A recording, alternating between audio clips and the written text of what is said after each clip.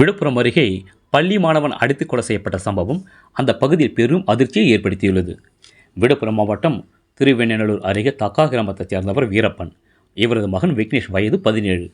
இவர் திருவெண்ணநல்லூரில் உள்ள தனியார் பள்ளியில் 12ஆம் வகுப்பு படித்து வந்தார். இந்நிலையில் அதே கிராமத்தைச் சேர்ந்த இவரது உறவினரான சுப்பிரமணியன் என்பவர் வயல் அருகில் விக்னேஷ் மாடு மேய்த்துக் கொண்டிருந்த போது சுப்பிரமணியன் மனைவி பூபதி மற்றும் விக்னேஷ் இருவருக்கும் இடையே வாய் தகராறு ஏற்பட்டுள்ளது. பின்னர் அன்று மாலை 6 மணி அளவில் வீரப்பன் வீட்டிற்கும் சுப்பிரமணி வீட்டிற்கும் அடிதடி தகராறு ஏற்பட்டது. அதில் சுப்பிரமணி மற்றும் அவரது மகன் அஜித் ஆகிய இருவரும் இணைந்து விக்னேஷை பலமாக தாக்கியுள்ளனர். இதில் பலத்த காயமடைந்த அவரை அருகில் இருந்தவரை மீட்டு திருவெண்ணநல்லூர் அரசு மருத்துவமனையில் முதல் சிகிச்சை பெற்று பின்னர் முண்டியம்பாக்கம் அரசு மருத்துவமனைக்கு கொண்டு சென்றனர். அங்கு விக்னேஷை பரிசோதனை செய்த மருத்துவர் இறந்து விட்டதாக கூறினார். இச்சம்பவம் குறித்து கொடுத்த புகாரின் பேரில் திருவெண்ணநல்லூர் காவல் ஆய்வாளர் அழகிரி வழக்கு பதிவு செய்து குற்றவாளிகளான சுப்பிரமணி மற்றும் அஜித்தை கைது செய்து நீதிமன்றத்தில் ஆஜர்படுத்தி சிறையில் அடைத்தனர். ரேட் நியூஸ் தமிழ் செய்திக்காக திருவெண்ணநல்லூர் தாலுகா செய்தியாளர் பா. வெற்றிவேல்.